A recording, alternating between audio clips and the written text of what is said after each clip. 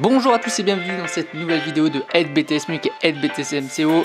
Bienvenue dans cette vidéo. Aujourd'hui on va voir une notion à retenir pour réussir vos dossiers de PDUC et d'ACRC, pour les préparer et surtout pour préparer vos euros. Allez, c'est parti, n'oubliez pas de vous abonner et d'aller sur notre espace membre pour avoir accès à toutes ces fiches de révision. Dans cette vidéo, on va parler de la stratégie de distribution, donc troisième pilier du mix marketing. Je vous invite à aller voir les deux précédents.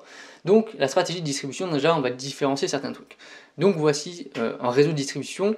Donc vous avez un canal de distribution, c'est tout simplement, par exemple là on a un producteur qui va vendre directement au consommateur. Après on peut faire un autre canal de distribution, par exemple le producteur qui passe par une centrale d'achat, qui ensuite la centrale d'achat va redispatcher aux grandes surfaces et ensuite le consommateur va acheter.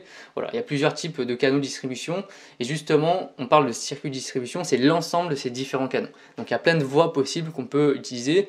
Ça peut être des canaux physiques, des canaux digitaux, par le e-commerce par exemple, ça peut être le drive, le click and collect, voilà, il y a plein de possibilités. Ensuite, on a ce qu'on appelle le réseau de distribution. Donc, le réseau de distribution, en fait, c'est tout simplement, vous prenez l'ensemble des canaux de distribution, donc le circuit, et en fait, vous ajoutez tout le personnel, toutes les personnes qui font partie de ce circuit de distribution. Donc, ça comprend les employés, ça comprend les managers, les acheteurs, ça comprend les transporteurs, toutes les personnes qui travaillent au sein du réseau.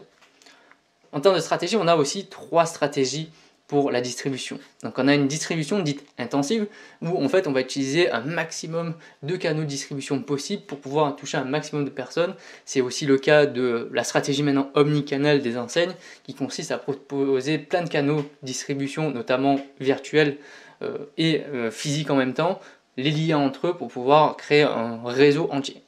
Ensuite, vous avez la distribution qui est sélective. Donc là, on va sélectionner certains canaux de distribution et certains distributeurs exclusifs justement qui vont distribuer ces produits.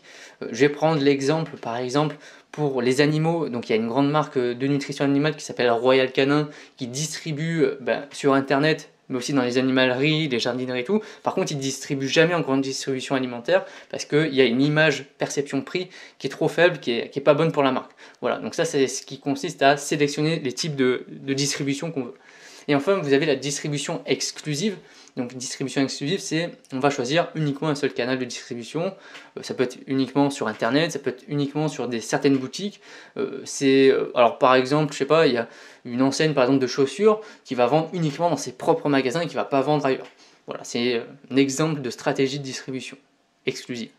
Merci d'avoir suivi cette vidéo. Avant de partir, n'oublie pas d'aller voir les précédentes vidéos sur la chaîne, de t'abonner et de venir nous rejoindre sur notre espace membre pour avoir accès à toutes les fiches de révision justement pour cette série préparatoire d'ACRC et de PTUC.